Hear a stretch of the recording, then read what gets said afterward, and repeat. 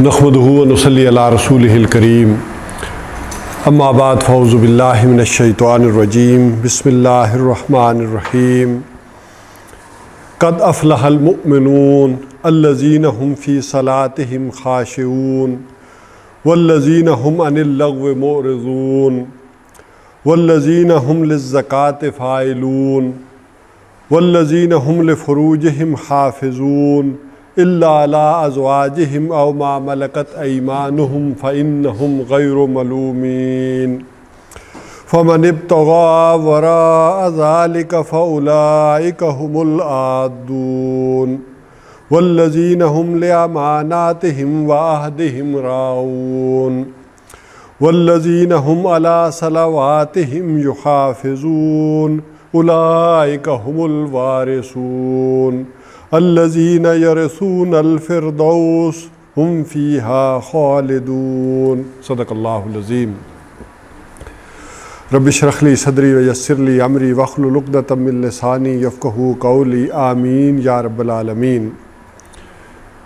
سورہ مومنون کی ابتدائی 4 آیات پر تو ہم گفتگو کر چکے تھے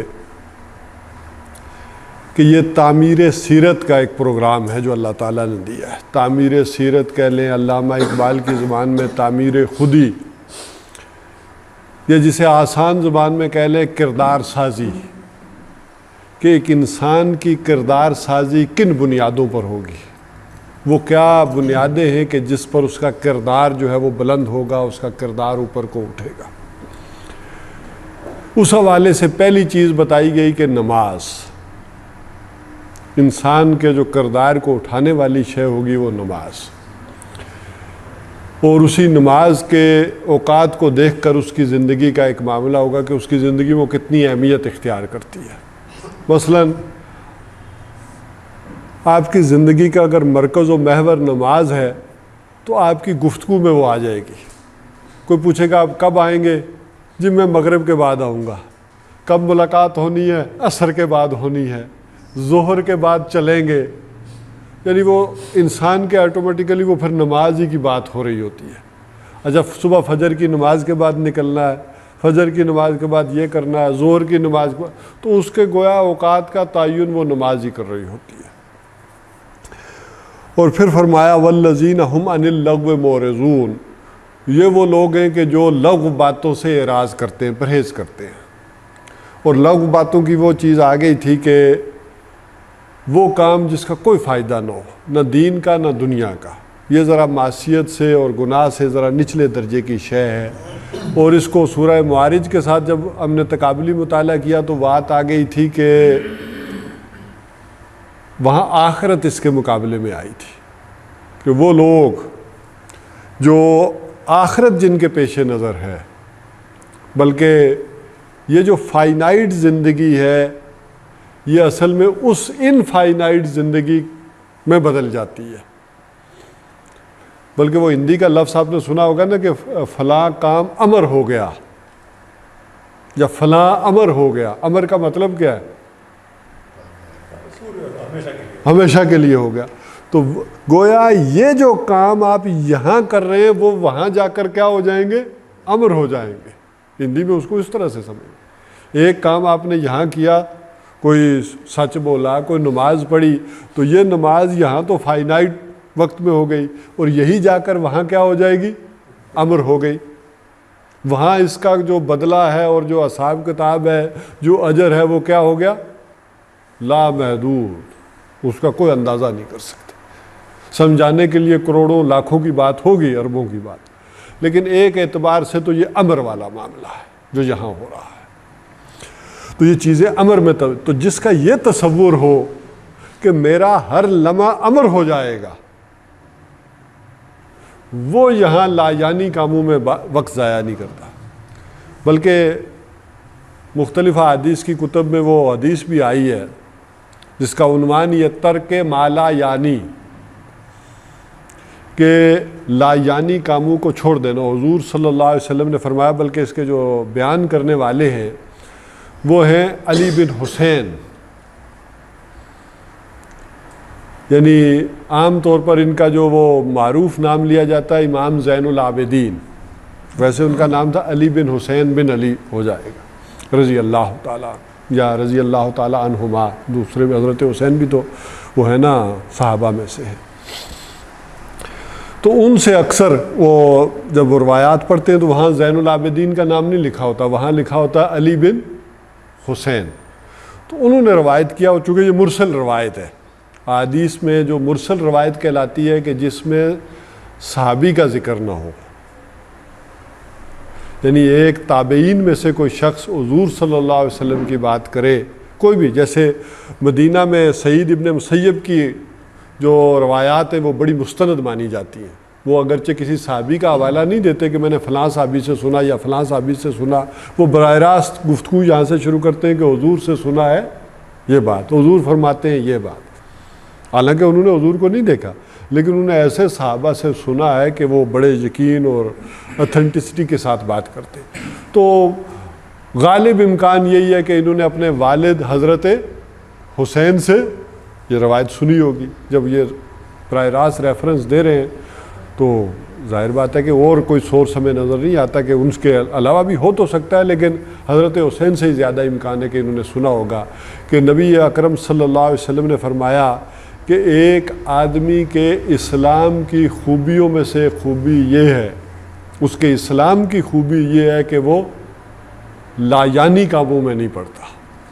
یعنی یہ اس کا اگر اسلام لایا تو یہ خوبیوں میں سے ہے کہ لایانی کام میں نہیں پڑے. والذین هم للزکاۃ فاعلون, اور وہ لوگ جو زکوٰۃ کے اوپر مسلسل کاربند رہتے ہیں. اس میں بھی میں نے عرض کر دی تھی کہ یہ وہ والی قانونی زکوٰۃ نہیں ہے, بلکہ یہ لوگ مسلسل دیتے رہتے ہیں یہاں تک کہ نوبت ہی نہیں آتی وہ قانونی زکوٰۃ کی. دیکھیں نا, محمد رسول اللہ صلی اللہ علیہ وسلم نے کبھی زکوٰۃ ادا نہیں کی. جو عبادت والی زکوٰۃ ہے اس کے ساتھ لفظ ایتا آتا ہے, وہ جب زکوٰۃ کی بات قرآن کرتا ہے تو حضور صلی اللہ علیہ وسلم نے کبھی نہیں دی. کیوں نہیں دی؟ کبھی اتنا مال جمع ہی نہیں ہوا. وہ تو آپ جو آتا تھا یہ نہیں تھا کہ مال نہیں تھا, کتنا مال آتا تھا, لیکن وہ سارا سال پورا ہونے والی بات تو تھی ہی نہیں, وہ سارے کا سارا بانٹ دیتے تھے.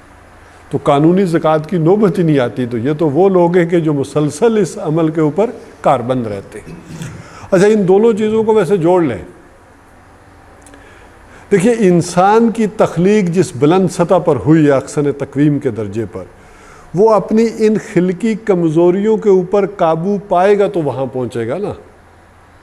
یعنی ان کے اوپر اوور کم کرنا اور پھر آگے بڑھنا. تو اس میں نماز اصل میں کیا کہتی ہے, میں وہ ٹیکنیکل الفاظ استعمال نہیں کر رہا ہوں, میں نے دیکھا اعتراضات پیدا ہو رہے ہیں. یعنی ہوتا کیا ہے کہ وہ روح جو ہے اس کی توانائی کے لیے ایک طرف کیا چاہیے, نماز کا ایک پہلو یہ بھی ہے.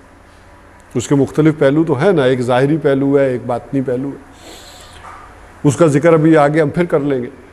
تو ایک ہے توانائی, جو نماز کے ذریعے اس کی روح کی بالیدگی کو جو ہے وہ پروان چڑھا رہی ہے, اس کی روح کو ایک توانائی دے رہی ہے. جیسے ایک سورج کی کرن کروڑوں میل دور ہونے کے باوجود سورج سے ایک رابطہ رکھے ہوتے ہیں, ایسے وہ روح ربانی جو اس کے اندر ہے وہ رابطے میں ہے, اور ایک تسلسل کے ساتھ اسے ایک توانائی چاہیے. اور زکوٰۃ کیا کر رہی ہے؟ زکوٰۃ اصل میں اس کے آگے جو رکاوٹیں وہ دور کر رہی ہے. دیکھیں نا, ایک تو گاڑی آپ کی فیض آباد جانے کے لیے دو چیزیں ضروری ہے نا, ایک کو پیٹرول بھی ہونا چاہیے اور راستے میں رکاوٹیں بھی تو نہ ہو.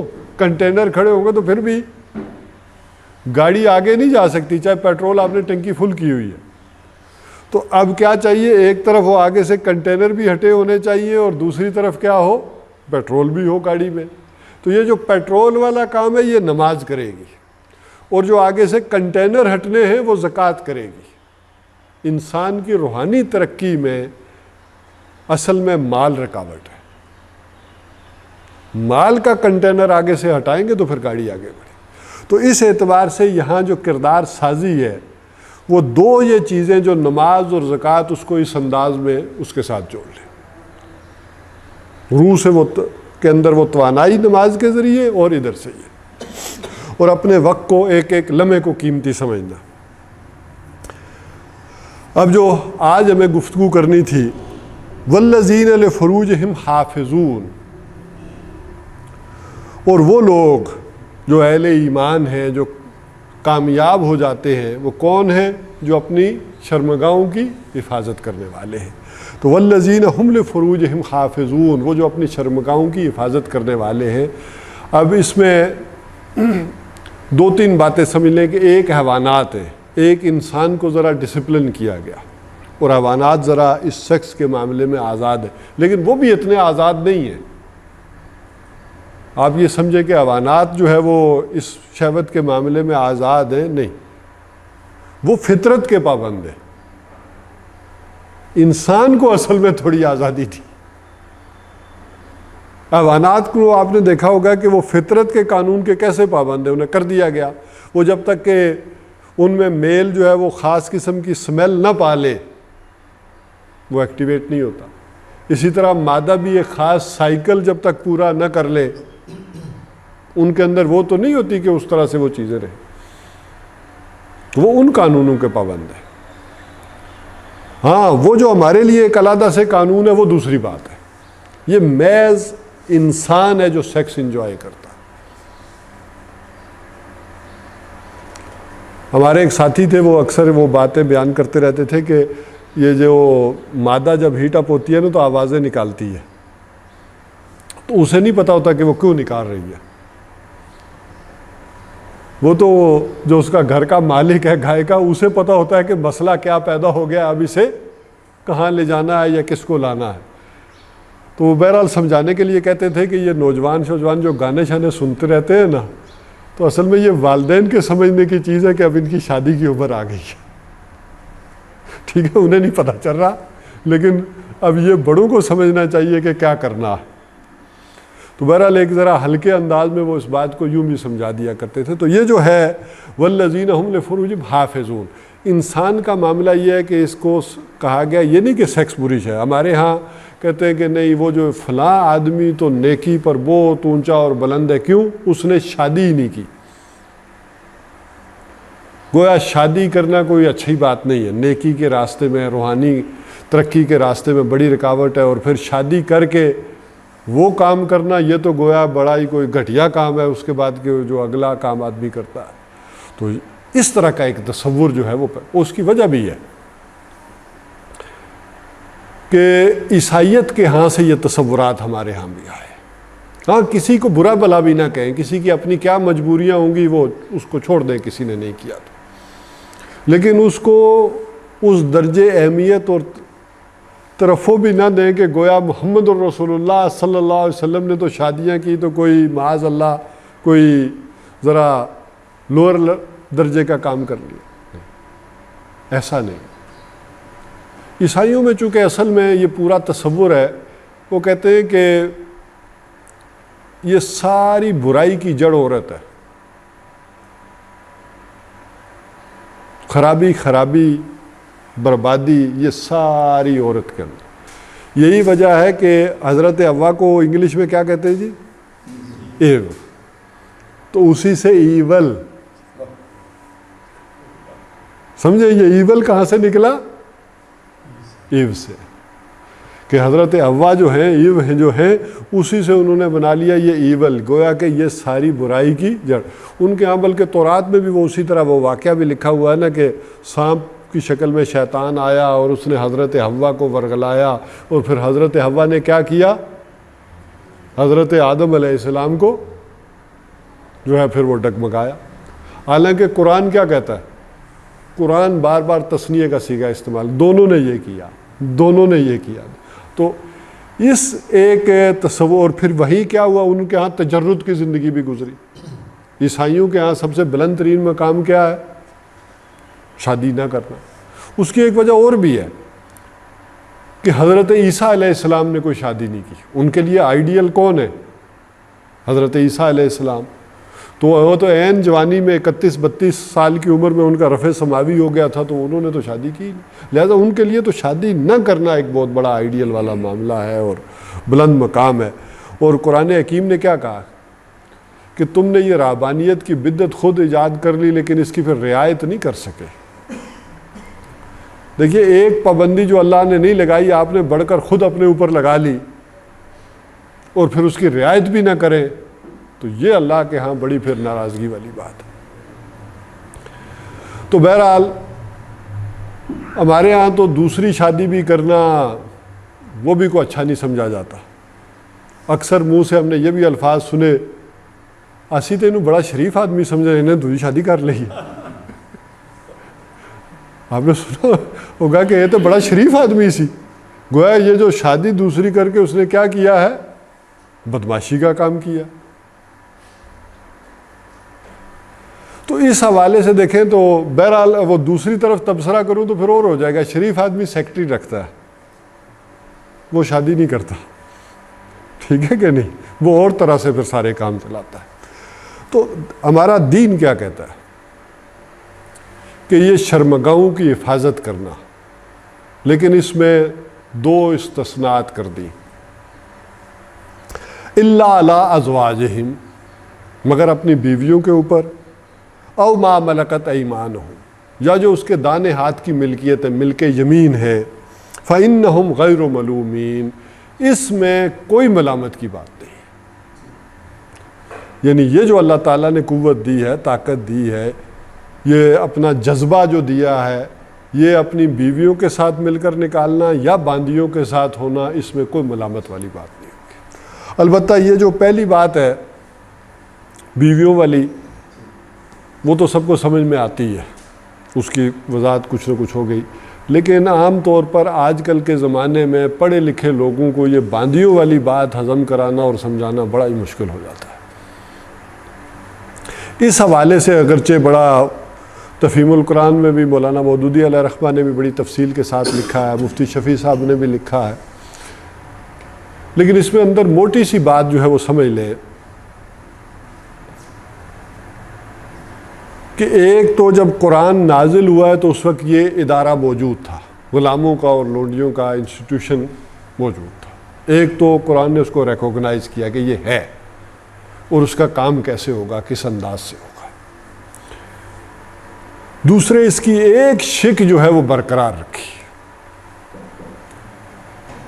یعنی جو اس غلامی کے ادارے کو تدریجاً ختم کیا ہے اسلام نے آ کر، ظاہر گیون تھا، پہلے سے موجود تھا، تو اس کو ختم کیا ایک اعتبار سے یوں کہ ترغیب دلائی، تم سے کوئی غلطی ہو گئی ہے، گناہ ہو گیا، کیا کرو، غلام آزاد کر دو، یہ ہو گیا غلام آزاد کر دو۔ اچھا، غلام آزاد کرنے کی ترغیب بھی دلائی اور بہت بڑی اس کی اہمیت بھی دلائی، اور ساتھ ہی دوسری طرف پابندی لگا دی کہ آزاد مرد یا عورت کو خریدنا بیچنا یہ حرام، یعنی جو سورس تھا ادھر سے اس کو ختم کیا، یہ حرام۔ البتہ ایک صورت کو برقرار رکھا۔ اب اللہ تعالیٰ کی حکمتیں ہیں کہ وہ کیوں برقرار رکھا، ایک شے کی نفی نہیں آئی، اور کسی آیت میں حدیث میں، جیسے ہمیں معلوم ہے کہ سیکس کے حوالے سے ایک بڑا معاملہ ہمارے ہاں امت میں یہ اختلاف بھی رہا ہے کہ نکاح مقید جو ہے اس کو بھی بعض لوگوں نے صحیح سمجھا ہے، جسے عام طور پر اہل تشیع حضرات متع کہتے ہیں، وہ بھی بڑی کڑی شرائط کے ساتھ ہے۔ ایسا نہیں ہے کہ وہ بالکل کو آزادی والی بات ہے، لیکن لمیٹڈ ہے، وقت کے ساتھ ہے، لیکن اس کو حرام کر دیا گیا۔ اہل سنت اسے سارے کے سارے کیا سمجھتے کہ یہ منع کر دیا گیا تھا، یہ والی جو ہے وہ راستہ جو ہے اس کو پابندی لگا دی گئی تھی، حضور صلی اللہ علیہ وسلم کی احادیث میں مبارکہ موجود۔ لیکن یہ والی جو شے ہے باندیوں والی، اس کے بارے میں کوئی منسوخی کی آیت نہیں اتری، نہ حضور صلی اللہ علیہ وسلم کی طرف سے کوئی فرمان۔ لیکن اگر پریکٹیکلی اس وقت دنیا میں دیکھیں تو اس کی کوئی صورت نہیں ہے۔ دوسری طرف اگر عملاً دیکھا جائے تو کوئی صورت، کوئی اس کا معاملہ جو از روئے قرآن اور حدیث جائز ہو وہ کہیں دنیا میں نہیں پایا جاتا۔ اگر ہے تو وہ ادھر ادھر سے کر کے کوئی جائز آدمی جو ہے وہ کر لے تو دوسری بات ہے، یا اس کی کوئی بعض سنا ہے، میں نے کوئی پڑھا نہیں کہ بنگلہ دیش کے ایک عالم دین نے کوئی دعویٰ کیا تھا کہ اس کی ایک صورت ہو سکتی ہے، وہ پتہ نہیں کیا ہو سکتی ہے، لیکن فی الوقت دنیا میں اس کی کوئی صورت ایسی نہیں ہے کہ باندیاں جو ہے وہ اس طرح سے رکھی جائیں کی جائیں۔ البتہ ایک بات معلوم ہوتی ہے کہ جو کنڈیشن اس وقت رکھی گئی تھی وہ موجود ہے، یعنی جیسا کہ میں نے عرض کیا کہ ویسے باندیاں جو ہے وہ آزاد کرنا اور غلاموں کو آزاد کرنا، یہ بڑا اونچا ایک تصور دیا گیا، پیچھے سے سورس بند کیے گئے کہ کسی آزاد مرد یا عورت کو جو ہے وہ اغوا کرنا، خریدنا، بیچنا یہ حرام قرار دے دیا گیا۔ البتہ ایک صورت جو میں نے کہا جائز رکھی وہ جہاد، کہ اگر جہاد کے اندر کوئی خواتین آئیں، وہ نہیں جو گھروں میں بیٹھی ہیں، وہ اگر جہاد کے اندر جنگ میں بالفعل آتی ہیں تو انہیں غلام بنا لیا جائے، ان کی وہ صورت جو ہے وہ برقرار رکھی جائے گی۔ جس کو آپ ذرا افغانستان میں دیکھ لیں کہ وہ خواتین جو امریکہ سے چل کر یہاں لڑنے آ گئی ہے تو ان کی ہمت کی بھی داد دینی پڑے گی۔ اسی طرح کوئی ملک دوسرے ملک پر حملہ کر لیتا ہے، فتح کر لیتا ہے، تو وہ یہ نہیں کہ ساری خواتین، صرف وہ خواتین جو جنگ میں آئی وہ گویا کہ پرزنر آف وار کی حیثیت سے ہوں گی، اور انہیں چھوڑ دینا، چاہے وہ غلام ہوں چاہے وہ مرد ہوں عورتیں ہوں، خلاف مصلحت ہوگا کہ یہ چھوڑیں گے تو پھر ایک قوت بنیں گے اور آئیں گے۔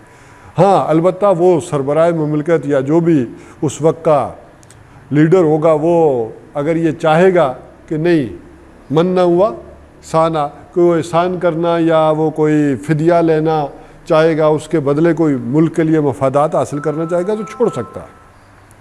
لیکن تیسری صورت یہ برقرار رکھی کہ انہیں پھر بجائے وہ پنجروں میں قید کر دیا جائے، حیوان بنا دیا جائے، انہیں معاشرے میں تقسیم کر دیا جائے۔ اچھا دیکھیں دوسری طرف فطری ضرورت کو بھی دیکھیں، آخر عورتوں کے اندر بھی تو وہ فطری خواہش ہے نا کہ ان کی وہ سیکس کی ایک ضرورت پوری ہو، تو اس انداز سے پوری ہو، لیکن اس کو بھی بڑے کڑی شرائط رکھی گئی ہیں، اس کو بڑا ڈسپلن کیا گیا ہے۔ ہر آدمی نہیں ہے، وہ جو بھی ان کے ساتھ تعلق رکھے گا وہ ڈیفائن کرے گا۔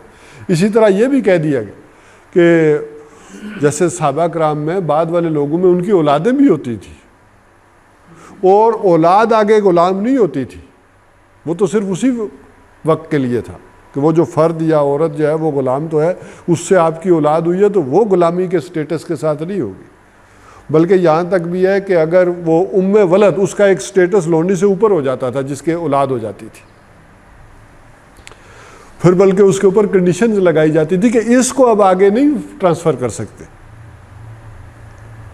یعنی اس کو بیچ نہیں سکتے، تمہارے بچے کی ماں بن گئی ہے، اب اس کا سٹیٹس کیا ہو گیا ہے، ام ولد کا ہو گیا، یہ نہیں آگے بکے۔ تو بہرحال اس حوالے سے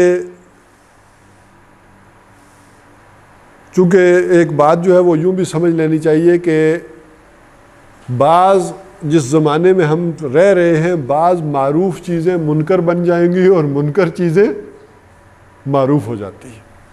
آخر دیکھیں نا، حضور صلی اللہ علیہ وسلم نے بتایا کہ وہ زمانہ بھی آ کر رہے گا کہ تم معروف کو منکر اور منکر کو معروف کرو۔ تو عام طور پر وہ معروف جو چیزیں تھیں، آج ان کا اگر ذکر کیا جاتا ہے تو وہ بھی اجنبی سی لگتی ہیں یہ باتیں۔ مثال کے طور پر اس سے ہلکی بات لے لیں، آپ اپنے گھروں میں کوئی فنکشن کرتے ہیں، کوئی تقریب ہوتی ہے، یا یہ انداز اختیار کرتے ہیں یار عورتیں علیحدہ اور مرد علیحدہ، تو یہ بالکل ایک طرح سے اس وقت اس ماحول کے لیے بالکل عجیب سی بات لگتی ہے آج کل کے دور میں کہ یہ کیسے آدمی ہیں جو کہہ رہے ہیں کہ یہ علیحدہ ہو جائیں اور یہ علیحدہ ہو جائیں۔ تو یہ صورت لگتا ایسے ہے کہ جو اللہ تعالیٰ نے اس کا راستہ کھولے رکھا ہے، جیسے میں نے کہا بالفعل تو نہیں ہے، لیکن بالفعل اس کا خاتمہ بھی آ کر امریکنز نے کیا ہے۔ پوری دنیا میں جو قانون سازی ہوئی ہے اور اس کے اوپر پابندی لگائی گئی وہ امریکہ میں آ کر لگائی گئی، جو آگے چلتے چلتے معاملہ چلا ہے۔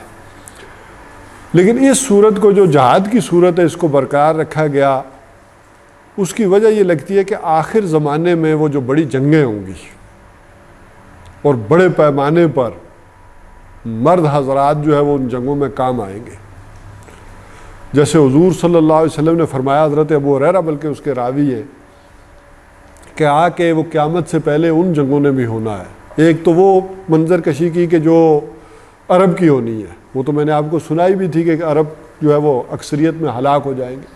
فرمایا قیامت اس وقت تک ہو نہیں سکتی کہ جب تک وراثت اور مال غنیمت کا معاملہ رک نہ جائے۔ اس پر ابو ہریرہ رضی اللہ تعالیٰ عنہ کہتے ہیں کہ ہم نے حضور سے پوچھا کہ یہ کیسے ممکن ہے کہ وراثت کا سلسلہ رک جائے گا اور مال غنیمت کا سلسلہ رک جائے گا۔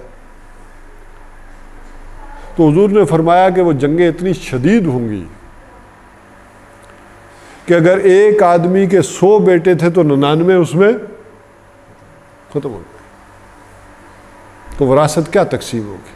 کوئی بچے گا ہی نہیں وراثت لینے کے لیے، کوئی بچے گا بھی تو پورے خاندانوں میں سے ایک آدمی بچے گا، تو تقسیم کا تو معاملہ نہیں ہو سکتا۔ اور دوسرے کہا مال غنیمت، کہا اتنی لاشیں گریں گی، آخر یہ ایٹم بم جو بنا رہی ہے نوع انسانی اور میزائل اور یہ ساری ٹیکنالوجی، کہیں نہ کہیں تو یہ چلیں گے نا، کام آئیں گے۔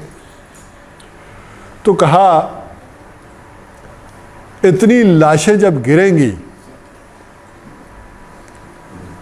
تو کہا کون سا فرد ہوگا کہ جس کا عزیز اس جنگ میں اس کی لاش نہ ہوگی؟ تو مال غنیمت پڑا ہوگا، تم لاشوں کو اٹھاؤ گے کہ عزیز و اقارب کی، کہ مال غنیمت کو اٹھاؤ گے؟ تو فرمایا اتنی لاشوں کے کوئی شخص مال غنیمت کو نہیں دیکھے گا بلکہ ان لاشوں کا سنبھالا کرے گا۔ یہ تو ہو کر رہنا، تو شاید اس وقت میں اس چیز کی ضرورت پڑ جائے، ظاہر اللہ کے کام ہے، کسی حکمت سے خالی نہیں۔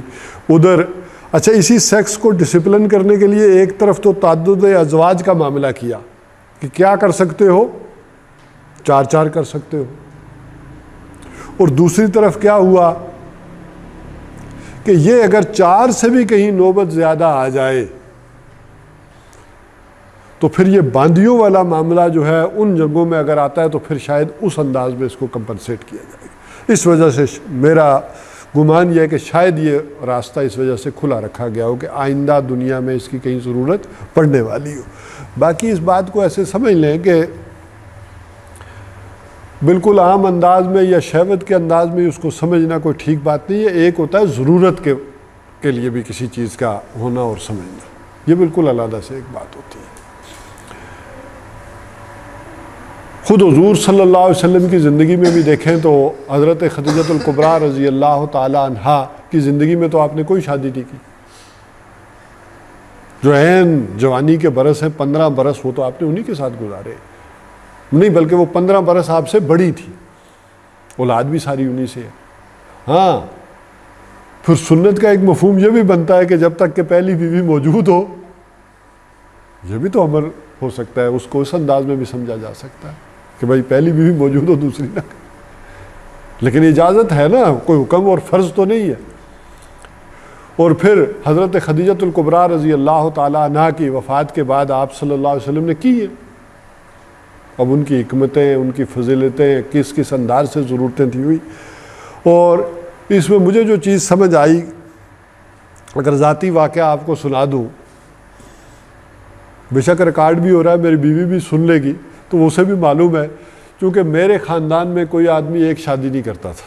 میری دادیاں بھی 3 تھیں، ہم نے دیکھا، میری والد صاحب نے بھی 2 شادیاں کی، تو ہمارے گھروں میں جو خواتین آتی ہیں ایک دھڑکا تو لگا رہتا ہے کہ یہ کب کر لیں گے۔ تو میری بیوی نے بھی مجھ سے پوچھا، بار بار پوچھنا شروع کیا کہ آپ تو نہیں کریں گے؟ اچھا خواتین ڈرتی رہتی ہیں۔ اچھا دوسری طرف اس بات کو سمجھیں کہ اللہ کو معلوم ہے کہ خواتین کوئی عورت دوسری عورت کو پسند نہیں کرتی۔ یہ بات بھی اللہ کے علم میں تھی یا نہیں تھی؟ اللہ نے عورت کو بھی بنایا ہے اور مرد کو بھی بنایا، تو اس سے بہتر کون ہے جاننے والا دونوں کا؟ اس کے باوجود اللہ تعالیٰ نے یہ دروازہ کھلا رکھا اور اجازت دے دی۔ تو خواتین کی ایک نفسیات تو ہے۔ تو میری اہلیہ نے بھی مجھ سے پوچھا کہ آپ تو نہیں کریں گے؟ اب وہ آ رہا تھا کہ بھائی آپ کے پیچھے تو پوری ہسٹری میں سارے ہی کر رہے ہیں، تو کیا ہوگا؟ تو مجھے جو بات سمجھ آئی سوچ کے، تو میں نے کہا کہ اگر ضرورت ہو تو کر لینی چاہیے۔ میں اسے خواہ بیوی کو سمجھاؤں کہ نہیں کروں گا، ایسے جھوٹے وعدے کروں اور کہوں کروں گا، تب بھی تو آدمی نے کرنی نہ ہو، ایسے ہی نعرے مار دے تو پھر بھی گھریلو زندگی تباہ ہو جاتی۔ بہت سارے لوگوں کو ہم نے اس طرح بھی دیکھا کہ کر شر کچھ نہیں سکتے، لیکن کیا ہے، دھمکیاں دے دی یا کہہ دیا، اس سے اپنی گھریلو زندگی کو خراب کرتے ہیں۔ اور اگر انکار کرتے ہیں تو اللہ تعالیٰ کی اجازت بھی ہے، یہ کیا ہوگا؟ تو میں نے اپنی اہلیہ کو سمجھایا کہ دیکھو میں نہیں کروں گا، تمہارے ہوتے ہوئے کوئی ضرورت نہیں ہے، آپ میرے ساتھ ہیں، تعاون کرتی ہیں، ہمیں آپس میں اللہ تعالیٰ نے جو بھی انڈرسٹینڈنگ ہے وہ بھی پیدا کر دی ہوئی ہے، لیکن اگر ضرورت پڑی مجھے نہیں، میری فیملی میں کسی کو، میں نے کہا میری فرسٹ کزنز میں سے میری پھپھو کی بیٹیاں ہوں، میرے تایا کی بیٹیاں ہوں، خالہ کی بیٹیاں ہوں، یہ جو میں پہلا دائرہ تمہیں گنوا رہا ہوں فرسٹ کزن والا، اس میں اگر کسی کو ضرورت پڑ گئی، کوئی بیوہ ہو جائے، کوئی کسی کو طلاق ہو جائے، تو ہم دونوں مل کر یہ کام کریں گے، اسے شیلٹر دیں گے، اور شیلٹر دینے کا جائز راستہ یہ، تو تم دعا کرتی رہو میری فیملی میں ایسی ضرورت نہ پیدا ہو، اگر ہو گئی تو ٹھیک ہے، یہ ہمیں کرنا ہو۔ تو اس انداز میں یہ ایجوکیشن کی بھی ضرورت ہے کہ ایک کسی وقت میں معاشرے کی ضرورت بھی پیدا ہو سکتی ہے، کسی وقت جو ہے وہ آپ کی فیملی میں بھی ایک ضرورت پیدا ہو سکتی ہے، اور اس وقت آپ کو اللہ کا ایک حکم ہے آپ نہیں کرتے تو وہ بھی گویا کہ کوئی درست بات نہیں ہے، اور خام خواہ کر لیں یہ بھی کون سا کوئی اچھی بات ہے کہ ایک آدمی اپنے جنسی جذبے پر قابو ہی نہ رکھ سکے۔ اب اس حوالے سے سمجھ لیں کہ یہ جذبہ تو بڑا ہے، اس کو تو صحیح سمجھا ہے تو فرائڈ نے سمجھا ہے کہ کس قدر بڑا اور گہرا جذبہ ہے اور کس قدر اثر انداز ہوتا ہے۔ اچھا، یہ جو کمزوریاں ہیں انسان کے اندر، یہ وہ کمزوریاں ہیں کہ انہیں ایکسپلائٹ کیا جاتا ہے۔ شیطان تو شیطان کیا، ایجنسیاں بھی یہی جذبات ایکسپلائٹ کرتی ہیں۔ آپ کو معلوم ہے کہ ایجنسیوں میں 3 باتیں کہی جاتی ہیں، 3 W جو مشہور ہیں کہ ایجنسیوں میں 3 W یہ کام میں لائے جاتے ہیں: ویلتھ، وائن اور وومن۔ اسی کے ذریعے سے وہ سارے اپنے سٹیپس آگے بڑھاتے ہیں، اور کسی آدمی کو ڈیٹریکٹ کرنا ہو۔ اور آپ کو معلوم ہے کہ یہودیوں میں تو یہ سب سے اہم ترین ہتھیار رہا ہے کہ عورتوں کو استعمال کر کے بندوں کو اپنے کام میں، تو یہ وہ اس کے کردار کی علامت ہوتی ہے ایک شخص کی کہ وہ اس وقت اپنے اس جذبے کو قابو رکھ سکے اور اس میں نہ آئے۔ تو بہرحال فرمایا کہ یہ 2 راستے ایسے اللہ نے رکھے ہیں، ایک بیویوں کے اور ایک باندیوں کے، اس میں کوئی ملامت والی بات کسی کے لیے نہیں ہے، کوئی گھٹیا بات نہیں ہے یہ شادی کرنا یا یہ جو اپنے جذبے کو وہاں سے تسکین پہنچانا۔ فمن ابتغى وراء ذلك، اس کے سوا اگر کسی نے کوئی اور راستہ تلاش کیا، چاہے وہ قانونی کیوں نہ کر رہا ہو، وہ ہوتا ہے نا آدمی کی مچھلیاں پکڑنے کا دل آ جائے تو پھر پکڑ ہی لیتا ہے نا، پھر وہ قانون بنوا ہی لیتا ہے، ویکنڈ میریجز کے ہوں یا مسیار کے ہوں یا جو بھی ہوں۔ تو اس کے سوا اگر کوئی اور راستہ تلاش کرے گا، فَأُولَٰئِكَ هُمُ الْعَادُونَ، یہی وہ لوگ ہیں جو حد سے بڑھنے والے ہیں۔ اب آپ ذرا سمجھدار لوگ ہیں، کچھ اور باتیں بھی کی جا سکتی ہیں ضمن میں۔ ایک راستہ اور بھی ہے، اب کیسے سمجھاؤں آپ کو، استمناء بالید، کہ ہاتھ کے ذریعے سے آپ سمجھ رہے ہیں کہ وہ اپنا جذبے کی تسکین کرنا، یہ بھی تقریباً سب کے نزدیک حرام بات ہے۔ وہاں ایک نوجوان ہے، وہ شدت جذبات میں بجائے کہ کہیں اور گناہ والا معاملہ ہو کچھ کر لیتا ہے تو یہ دوسری بات ہو جائے گی۔ اس لیے بعض نے پھر اس کو کہ ایک مکروہ کے درجے میں تو لیا ہے اس نوجوان کے لیے یا اس انداز سے، لیکن تقریباً اجماع کے درجے کی بات ہے کہ یہ بھی حرام کے درجے میں، اس راستے سے بھی اپنی ضرورت پوری کرنا یہ بھی کوئی درست بات نہیں ہے۔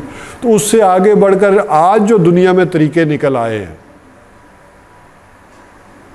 وہ شاید میرے لیے بیان کرنے بھی ممکن نہ ہو، جو ڈالز کے اور کیا کیا، اور بندہ اگر تاریخ پر نظر دوڑاتا ہے تو قوم لوط بیچاری کو کتنا پتا تھا، جتنی فیسلٹیز اور طریقے آج دنیا میں نکل آئے ہیں شاید وہ اس کا 10واں حصہ بھی نہیں جانتے تھے. تو جس انداز میں یہ برائی جو ہے وہ اندر خانے ہماری جڑوں کے اندر صلاحیت کرتی چلی جائے گی.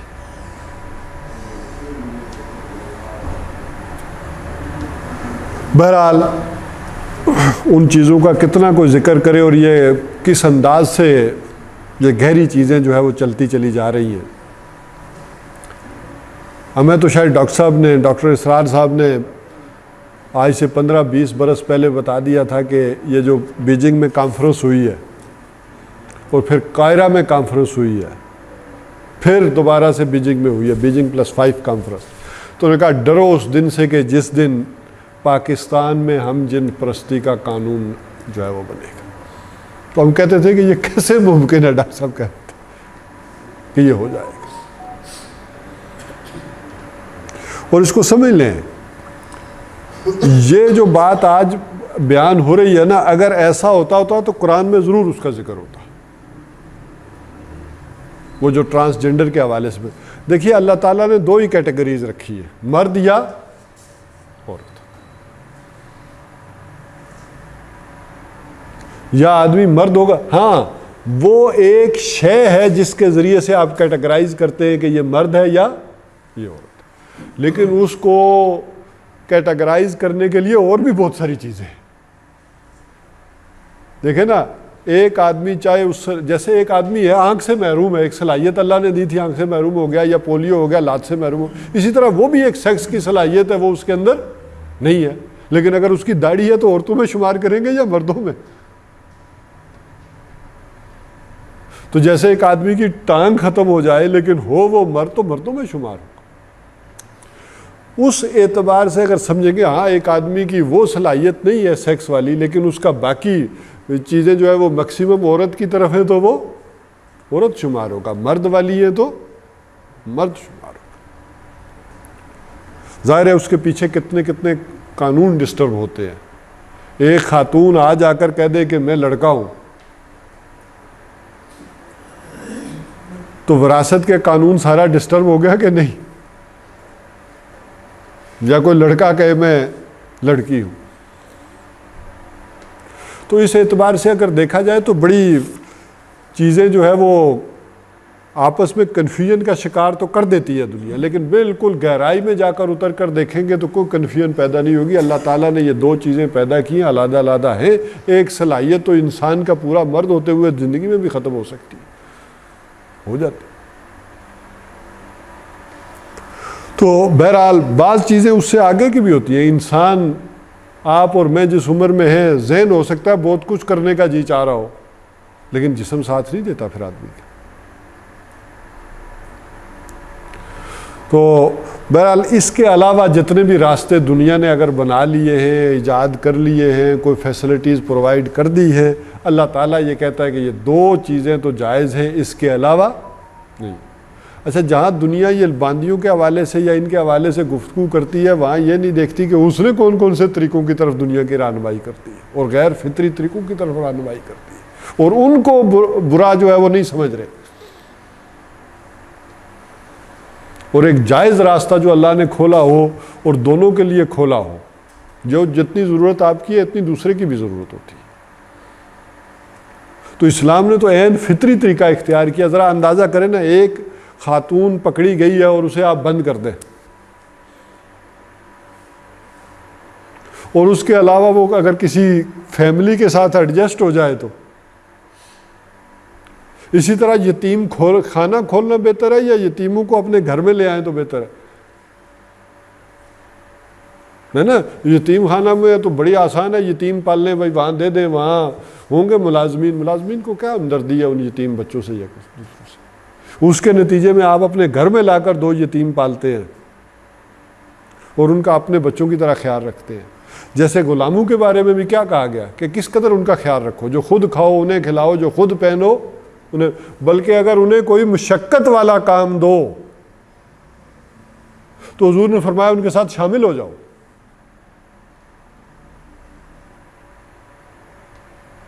اور یہ ملازمین کے ساتھ بھی کیا کریں آپ, کہ انہیں اگر کوئی آپ سخت اور مشکل کام دیتے ہیں مشقت والا, آج ظاہر ہے یہ اس کی ایک دوسری شکل ہے جو دنیا میں آ گئی ہے، تو حضور نے فرمایا ان کے ساتھ شامل ہو جایا کرو، ان کی ہیلپ کے لیے، ان کے کام میں مدد کیا کرو۔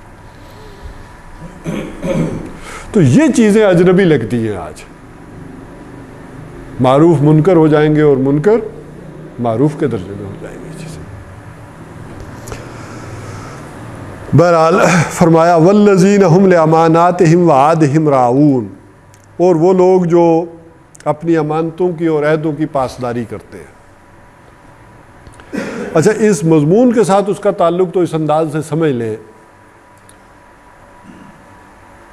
کہ اگر آدمی کے اندر یہ لٹمس ٹیسٹ ہے آگے کہ تمہاری تعمیر خودی کا جو پروگرام اللہ تعالیٰ نے دیا ہے، ظاہر ہے اس کے لیے کوئی نہ کوئی سامان تو ہوتا ہے نا، جب کوئی بھی کام آپ کرتے ہیں تو اس کے لیے پری ریکوزٹس کچھ چیزیں ہوتی ہیں۔ آپ نے گھر بنانا ہے تو کوئی اینٹ پتھر کو جمع تو کریں گے نا، کوئی سیمنٹ جمع کریں گے، اسی سے وہ گھر تعمیر ہوگا نا۔ تو اسی طرح جب آپ اپنی سیرت کی تعمیر کریں گے تو اس کے یہ سٹونز ہیں، اس کے یہ پتھر ہے کہ نماز ہو، آپ کا مال اللہ کی راہ میں خرچ ہو رہا ہو، لا یعنی کاموں میں صرف نہ ہو رہی ہو، جو ہے وہ وقت وہاں نہ لگ رہا ہو، اور جو ہے وہ شرمگاہوں کی، تو یہ بنیادی باتیں حفاظت والی، تو یہ وہ مٹیریل ہے، یہ ہوگا۔ اگر انسان آگے ٹیسٹ بتایا کہ اگر وعدے کی پاسداری نہیں کر رہا، امانت کی پاسداری نہیں کر رہا، تو گویا آپ نے اس پروگرام میں فیل ہے۔ پھر چاہے اس نے نماز کے اور تہجد کے ڈھیر لگا لیے ہیں اور مال کے بھی اخراجات کے پورے اس نے لنگر خانے کھول دیے، اور وقت تو خیر وہ ضائع ہی نہیں کرتا، لیکن اگر اس شخص میں یہ دو چیزیں نہیں ہیں، وعدے کی پاسداری اور امانت، یہی وجہ ہے کہ انس بن مالک رضی اللہ تعالیٰ عنہ فرماتے ہیں کہ شاذ ہی حضور نے کوئی خطبہ دیا ہو جس میں یہ الفاظ نہ کہے ہوں کہ لا دین لمن لا امانت لہ ولا لا دین لمن لا عہد لہ، لا ایمان لمن لا امانت لہ ولا دین لمن لا عہد لہ، کہ اس شخص کا کوئی دین نہیں ہے جس میں کوئی امانت کا وصف نہیں ہے، اور اس کا کوئی دین نہیں ہے جس میں وعدے کی پاسداری نہیں۔ تو امانت یہی نہیں ہے کہ کسی نے 200 روپیہ آپ کو دیا تو آپ ویسے ہی 200 روپیہ لوٹا دیں تو آپ بڑے امانت دار ہیں۔ ہاں، جب وہ 200 کی جگہ 2 کروڑ آتا ہے تو پھر ذرا مشکل ہو جاتا ہے معاملہ ٹیسٹ۔ اور اسی طرح تؤد الامانات الی اہلہا، وہ بھی ہے، جو ذمہ داریاں آپ کے سپرد کی گئی ہیں وہ بھی امانت ہے۔ ایس ایچ او کو ایک ذمہ داری کی گئی ہے تو وہ امانت ہے اس کے پاس، ڈی سی کو جو دی گئی ہے امانت ہے، آپ جہاں جابز کر رہے تھے یا کر رہے ہیں وہ امانت ہیں آپ کے پاس ساری کی ساری، وہ بھی تو امانت ہے۔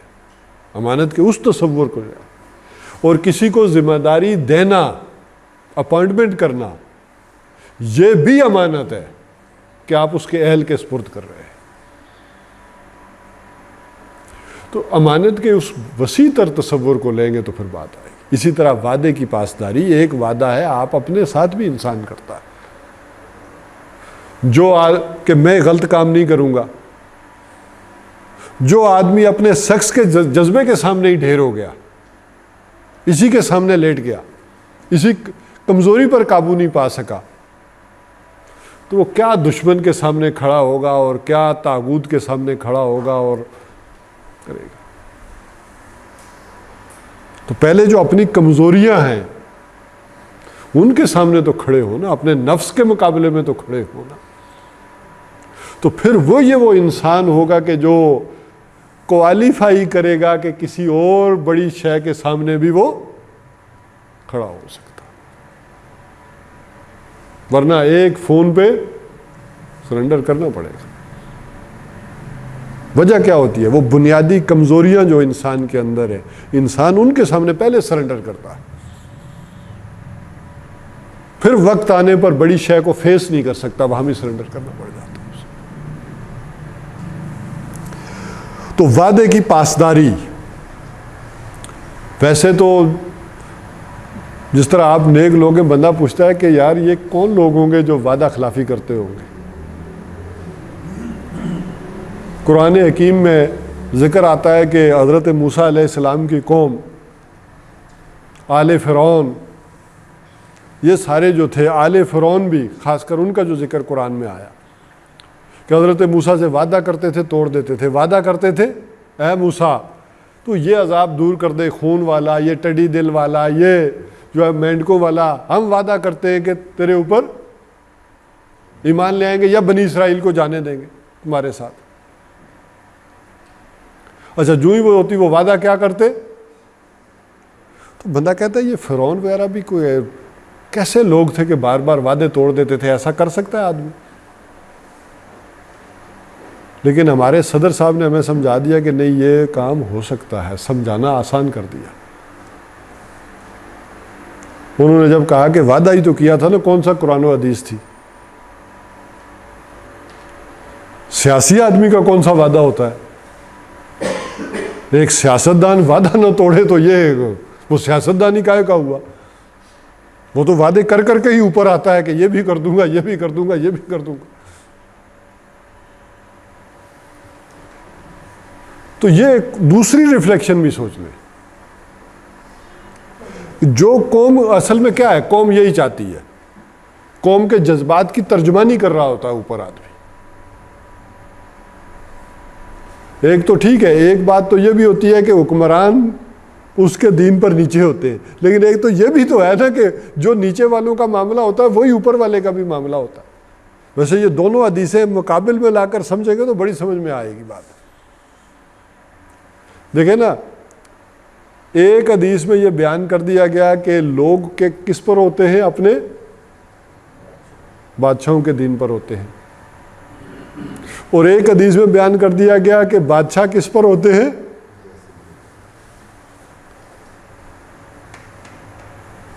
اچھا اس کو سمجھے بات کو، حدیثوں کے اندر جو حکمت ہے اگر غور کر کے آدمی سمجھے نا بڑے مسئلے حل ہوتے ہیں۔ اچھا ہم چونکہ پاکستان میں رہ رہے ہیں، یہاں فضائیہ میں رہ رہے ہیں، یہاں آپ باہر رہ رہے ہیں، یہاں جو آپ لوگوں کے ساتھ واسطہ پیش آ رہا ہے، جو کچھ ہو رہا ہے نا، آپ یہ توقع نہ کریں یہی اوپر بھی ہو رہا ہوگا۔ لیکن ظاہر ہے ہم امریکہ میں تو نہیں گھوم رہے، ہمیں تو نہیں پتا کہ وہاں کے لوگ کیسے ہیں۔ جب ادھر دیکھنا ہوتا ہے تو آپ دیکھیں کہ ان کے بڑے کیا کر رہے ہیں،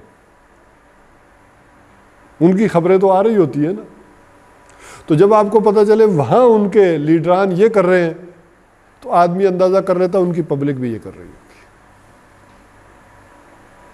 اور جہاں آپ رہ رہے ہوتے ہیں وہاں جو پبلک کر رہی ہوتی ہے اوپر وہی ہو رہا ہوتا ہے۔ ورنہ آدمی کہتا ہے کہ یار یہ بات کیا ہے، ایک طرف کہا جا رہا ہے کہ لوگوں کے جیسے لوگ ہیں ویسے حکمران، اور دوسری جگہ کہہ رہا ہے جیسے حکمران ہوتے ہیں ویسے لوگ ہوتے ہیں۔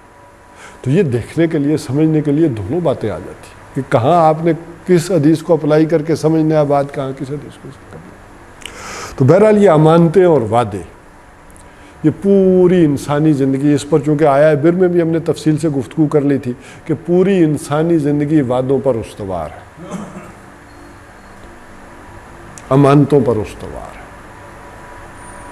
اللہ سے بھی وعدہ ہے، اللہ کے رسول سے بھی وعدہ ہے، اللہ کے دین سے بھی وعدہ ہے، بلکہ آپ نے شادی کی ہے تو وہ بھی تو ایک سوشل کنٹریکٹ ہے، آپ نوکری کر رہے ہیں تو وہ بھی ایک وعدہ ہی ہے، وہ بھی ایک کنٹریکٹ ہے، اتنے ٹائم ڈیوٹی کریں گے، اتنی سیلری آپ کو ملے گی، تو پوری زندگی وعدوں پر ہے۔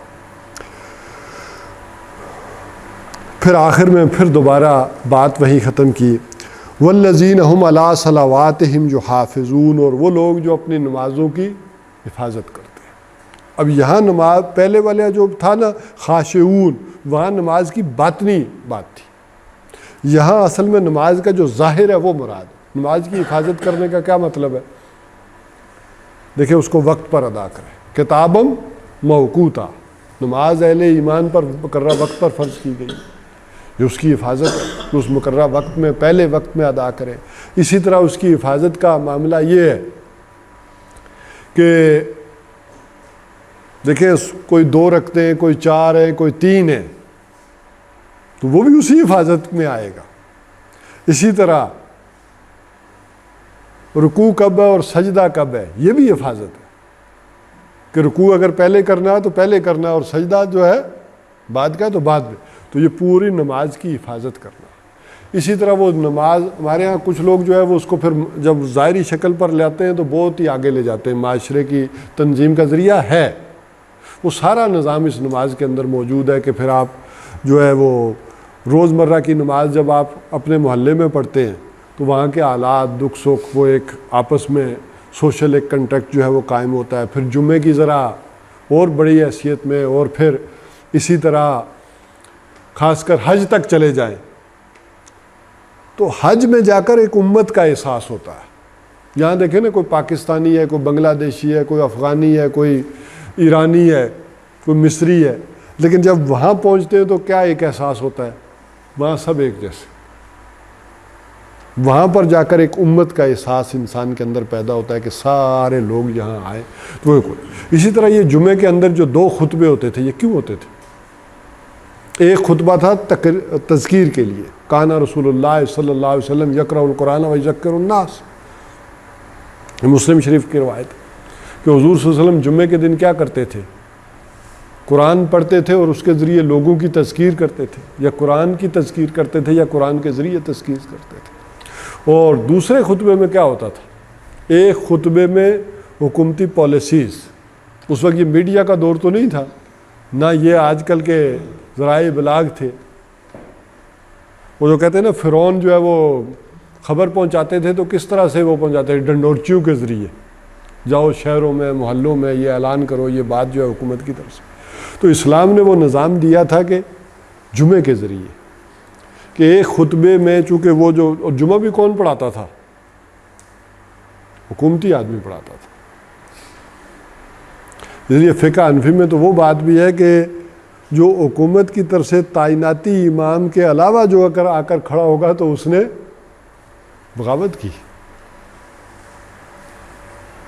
تو وہ آ کر پھر ایک میں حکومتی سٹیٹمنٹس جاری ہوتی تھی. وہ سرکاری آدمی کیوں پڑھاتے تھے؟ تحصیلدار نے پڑھانا ہے، گورنر نے پڑھانا ہے، جو بڑی شہر کی مسجد ہوتی وہاں گورنر نے پڑھانا ہوتا تھا، تاکہ حکومتی چیزیں اور وہ پالیسیز جو ہے وہ جو اوپر سے آ رہی ہیں وہ بیان کریں. ایک ہفتے کی جو آگے ہے خبریں ہیں، کیا ہے، کیا ہوا ہے، کیا نہیں ہوا، اس کی تصدیق ہو.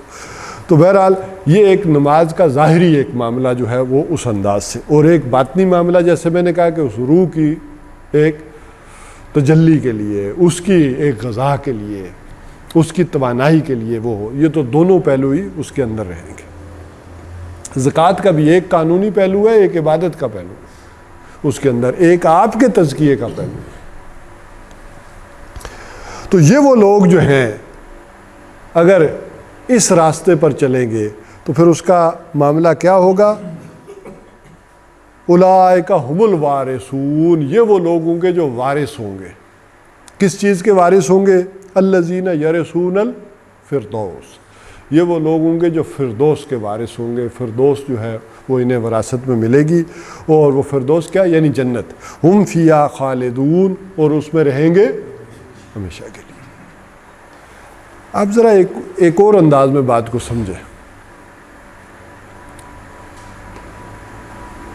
آپ فورسز میں گئے یا کہاں گئے تو کچھ ٹیسٹ ہوئے، آپ کے ابتدائی ٹیسٹ ہوئے، ISSB کے ٹیسٹ ہوئے، پھر آپ نے کورسز کیے اور تب جا کر کوالیفائی ہوئے نا کہیں گئے. تو یہ جنت میں جانے کے لیے گویا یہ بھی پری ریکوزٹس. جنت میں کون آدمی جائے گا جو ان صفات کا حامل ہوگا، اس کردار کا حامل ہوگا. ویسے سمجھانے کو کہہ رہا ہوں، ایک آدمی یہیں تاکہ جھانکی نہیں چھوڑتا تو وہ جا کے جنت میں بھی وہی کرے گا کہ نہیں؟ سمجھانے کو کہ تو وہ تو جنت کا ماحول خراب کر دے گا نا. پھر وہ لطیفے کے درجے کی بات ہے. کہتے ہیں کہ ایک بٹ صاحب تھے تو ان کو فرشتے مار رہے تھے. تو ان کو پوچھا لوگوں نے کہ بھائی ان کو کیوں مار رہے ہو؟ انہوں نے کہا کہ انہوں نے دودھ کی نہر میں جھاگ لگا دی، ساری نہر جو ہے وہ انہوں نے دہی بنوا دی ہے، بھائی جھاگ لگا کے کھا. یہ سو صرف ایک سمجھانے کو ایک ذرا لطیفے کے انداز میں نے کہا کہ تو وہ جنت کا اگر وہ صفات، اعلیٰ صفات آپ کے اندر نہیں پیدا ہوتی تو پھر جنت کے لیے گویا کہ آپ کوالیفائی نہیں کر رہے. تو یہ بنیادی چیز ہے. اگلی دفعہ انشاءاللہ العزیز ہم شروع کریں گے کہ یہ تو بیسک چیزیں تھیں، اس کے اوپر اضافی چیزیں کیا ہیں جو خوبصورت بنائیں گی آپ کی شخصیت کو، اور جو اللہ چاہتا ہے کہ انسان ایسا نظر بھی آنا چاہیے۔ ایک تو ہے جو یہ چیزیں اندر کی ہیں جو نظر نہ آئیں، بیسک ہیں، بنیادی ہیں۔ ہاں اس میں ایک اور بات میں رہ گئی تھی، میں نے کہا تھا کہ سورہ معارج کے ساتھ جب تقابلی وہ مطالعہ کریں گے تو وہاں میں نے شہادت کے لفظ کو کہا تھا کہ وہاں میں ڈیفائن کروں گا، وہ مجھ سے سکپ ہو گیا ہے۔ اذان تو نہیں ہوئی ابھی؟ تو شہادت بھی اصل میں امانت ہے، یہاں جو لفظ آیا تھا نا امانت، تو وہاں آیا تھا شہادت۔ تو میں نے کہا تھا ان کا لنک جب وہ میں آگے پڑھاؤں گا تو پھر بیان کروں گا۔ اصل میں شہادت بھی ایک امانت ہے آپ کے پاس۔ من کتم شہادت عند اللہ ہے، وہاں اللہ تعالیٰ نے تو یہ کہا کہ جس نے اللہ کی دی ہوئی شہادت، وہاں تو یہودیوں سے خطاب ہے نا، ان کے پاس وہ گواہیاں موجود ہیں۔ اسی طرح کسی نے کوئی چیز دیکھی اور اس کی اگر شہادت نہیں دی تو وہ بھی اس کے پاس امانت تھی، وہ بھی اس نے بددیان کی۔ اور یہاں تک کہ اس شہادت کو قرآن حکیم لے گیا ہے شہادت علی الناس، کل نوع انسانی کے اوپر جو ہے وہ شہادت قائم کر دینا۔ شہادت تو وہاں تک جائے گی۔ بہرحال اللہ تعالیٰ ہمیں ان جو بنیادی باتیں ہیں، اہم باتیں ہیں، اللہ تعالیٰ ان پر ہمیں قائم و دائم رکھے، ان پر عمل کی توفیق عطا فرمائے۔